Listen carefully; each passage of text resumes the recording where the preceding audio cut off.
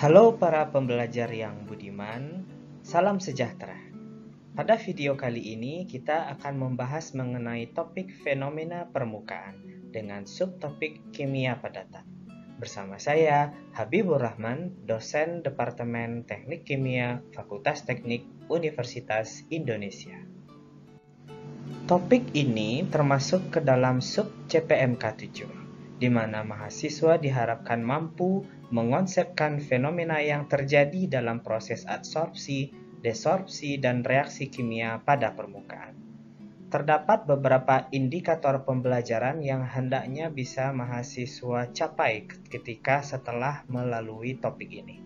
Yang pertama, mahasiswa mampu menjelaskan konsep kristal, sel satuan, sistem kristal, Kissy-Brave, dan indeks Miller. Yang kedua, mahasiswa mampu mengaitkan konsep-konsep kimia padatan terhadap fenomena permukaan yang meliputi adsorpsi dan katalisis. Yang ketiga, mahasiswa mampu menjelaskan metode penentuan struktur kristal suatu padatan. Yang keempat, mahasiswa mampu mengkategorikan suatu fenomena permukaan padatan ke dalam golongan fisisorpsi dan kemisorpsi. Yang kelima, mahasiswa mampu menentukan jenis adsorpsi pada suatu permukaan.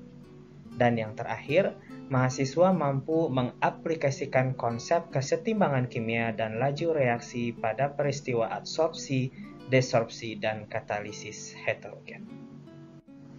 Di saat membahas mengenai fenomena permukaan, kita tidak akan terlepas dari yang namanya padatan. Padatan tersebut bisa berupa padatan kristalin maupun non-kristalin. Padatan kristalin adalah padatan yang memiliki susunan atom atau kumpulan atom dalam sel satuan yang berulang ke arah 2 atau 3 dimensi. Dan ini tentu bergantung kepada material yang kita punya. Kalau materialnya adalah grafena, yaitu material 2 dimensi, maka sel satuannya tentu akan berulang hanya di arah 2 dimensi saja. Kalau seandainya material kita berupa karbon, grafit misalkan, maka otomatis dia adalah suatu bentuk material 3 dimensi dan sel satuannya harus berulang di 3 dimensi. Mari kita ambil contoh kumpulan atom berikut. Terdapat gambar A, B, C, dan D. Susunan atomnya sama, namun perbedaannya adalah pendefinisian sel satuan. Pada gambar A, sel satuan didefinisikan sebagai bujur sangkar yang menghubungkan titik hitam. Pada gambar B, bujur sangkar yang menghubungkan titik putih. Pada gambar C, sel satuannya di sini digambarkan sebagai suatu jajaran genjang, dan pada gambar D, sel satuannya coba didekati dengan bentuk segitiga. Pilihan sel satuan suatu material kristalin tidak bersifat unik. Artinya, pada suatu material kita bisa mendefinisikan berbagai jenis sel satuan yang kita inginkan. Misalkan pada gambar ini, gambar A, B, dan C, ketiga gambar ini menunjukkan pilihan sel satuan yang valid. Bujur sangkar, dan jajaran genjang. Karena kita memiliki perulangan. Dan kita mengulang jajaran genjang ini misalkan, kita bisa mengulangnya ke arah atas ataupun ke arah kanan sedemikian rupa sehingga semua atom itu bisa terlingkupi oleh sel jajaran genjang yang berdekatan satu sama lain. Nah, akan tetapi pada gambar D kita tidak menunjukkan sel satuan. Kenapa? Karena segitiga ini jika kita berulang ke arah kanan atau ke arah bawah, maka kita akan mendapati ada daerah yang tidak dilingkupi oleh segitiga ini. Maka segitiga ini bukanlah merupakan sel satuan daripada material 2 dimensi yang kita punya. Nah, untuk struktur 3 dimensi, biasanya kita mendefinisikan unit selnya itu sebagai suatu unit dalam 3 dimensi juga. Misalkan dalam hal ini suatu bentuk kubus peyok, ya, suatu bentuk triklinik misalkan. Maka ketika kita mendefinisikan unit sel dan kita akan lihat bahwasanya unit sel kita itu hanya valid ketika kita bisa membuat repetisinya berulang ke arah depan, ke arah belakang, ke arah kanan, atas, bawah, dan kiri. Dan ketika kita buat dia berulang, maka otomatis semua material harus terlingkupi dan tidak ada atom yang tidak terlingkupi di dalam unit sel yang kita punya. Pada material 3 dimensi, secara keseluruhan dapat kita kelompokkan 7 sistem kristal. Sistem kristal ini bernama yang pertama kubus, tetragonal, ortorobik, monoklinik, heksagonal, rombohedral, dan triklinik. Kubik dan tetragonal itu berbeda dari salah satu panjang sisi rusuknya. Terus kemudian ortorombik itu berbeda ketika panjang sisinya rusuknya itu berbeda satu sama lain, akan tetapi sudutnya tetap 90 dan seterusnya. Jadi setiap sistem kristal ini berbeda dari segi panjang rusuknya dan begitu juga dengan sudut yang dibentuk oleh dua garis alfa, beta, dan gamma-nya juga berbeda satu sama lain. Nah, karena satu sel satuan itu bisa berisi lebih dari satu atom, maka kita bisa mendapatkan lebih dari 7 kisi. Nah, dalam hal ini ilmuwan telah menemukan secara total 14 kisi Bravais yang dapat dibentuk. Mulai dari kubus itu bisa menjadi 3 sel satuan, simple kubik, body center kubik, dan face center kubik. Kalau tetragonal ada terdapat 2, simple tetragonal dan body center tetragonal, dan seterusnya sehingga kita memiliki total 14 kisi Bravais sebagai sel satuan padatan. Mari kita melihat dengan lebih dalam 3 jenis sel satuan kubus. Berikut adalah contoh 3 variasi sel satuan kubus. Yang pertama kita memiliki simple kubik atau kubus sederhana. Yang kedua kita memiliki body center kubik atau kubus berpusat badan. Dan yang ketiga kita memiliki face center kubik, yaitu kubus berpusat muka. Baris pertama ini adalah bentuk simplifikasi daripada sel satuannya. Dan dalam kenyataannya sel satuan itu bisa kita lihat pada gambar yang kedua. Pada baris yang kedua ini kita melihat bahwasanya atom-atom yang bertetanggaan itu menyentuh satu sama lain. Dan ketika kita buat sel satuan ini berulang ke arah kiri, ke arah belakang, dan ke arah bawah, maka kita mendapatkan struktur kristal seperti yang berada di baris ketiga.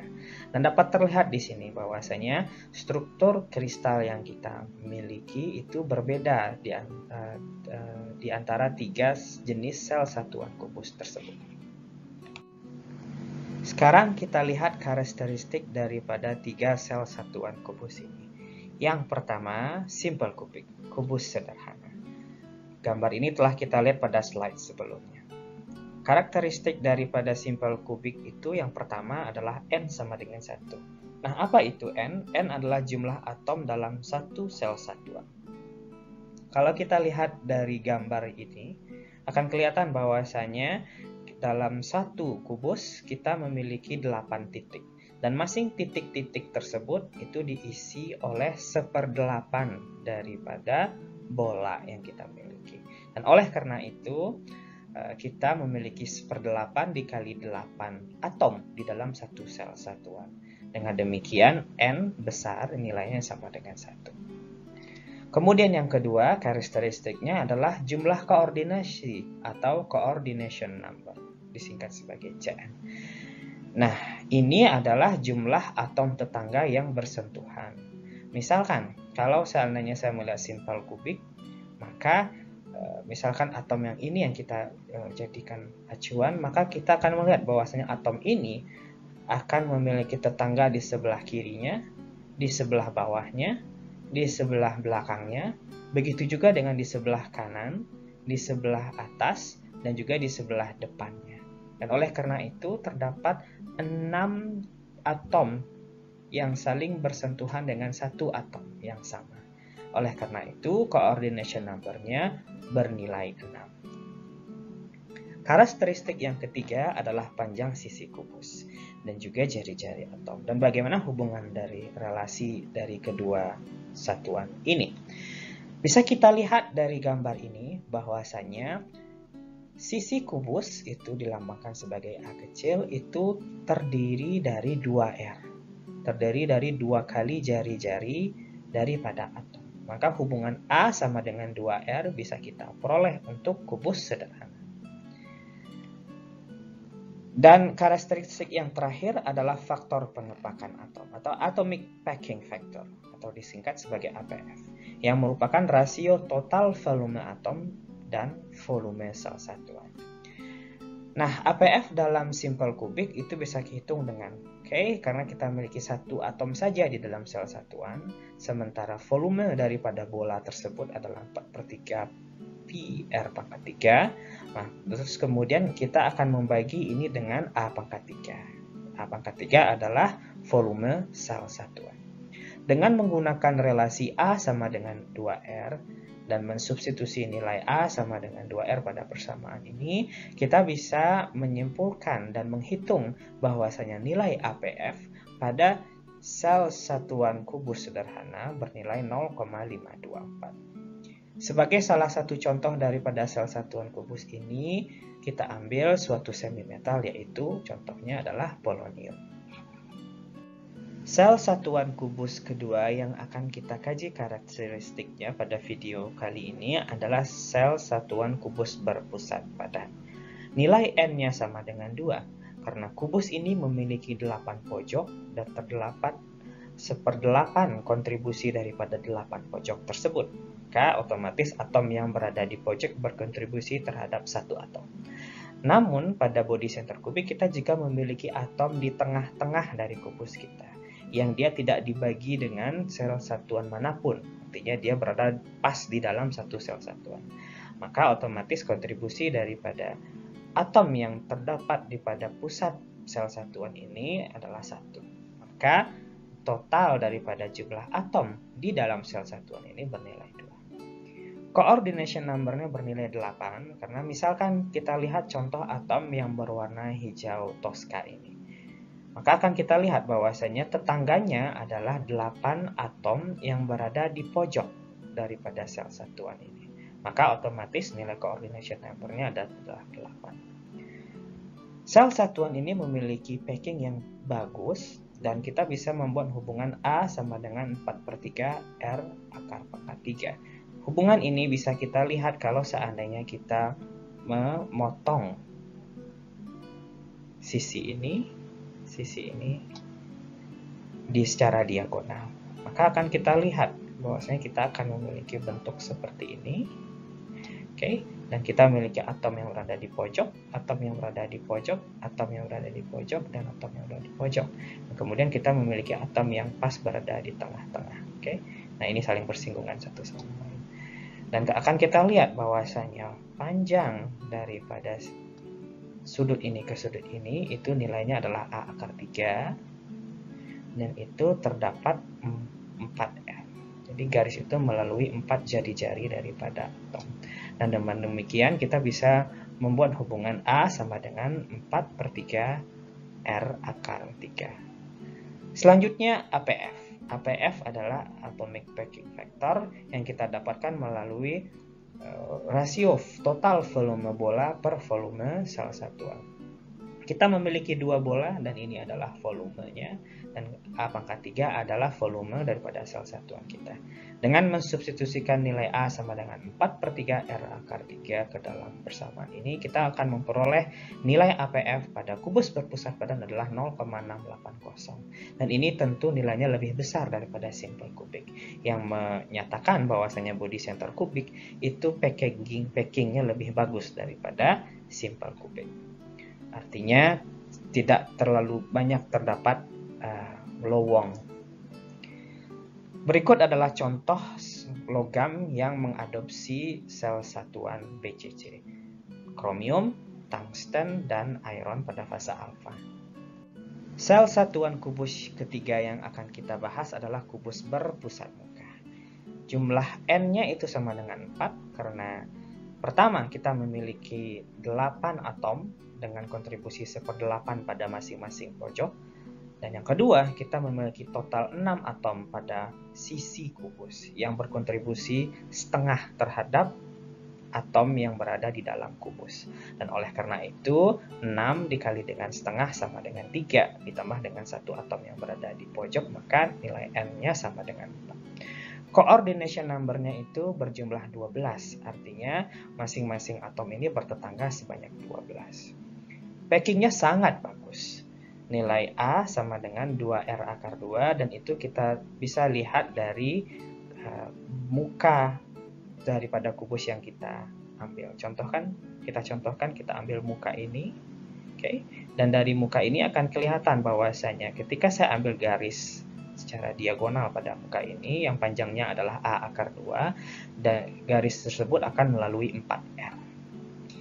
Nah, dengan rumus A sama dengan 2R akar 2, kita bisa menghitung APF, yang merupakan rasio volume bola total dibagi dengan volume sel satuan.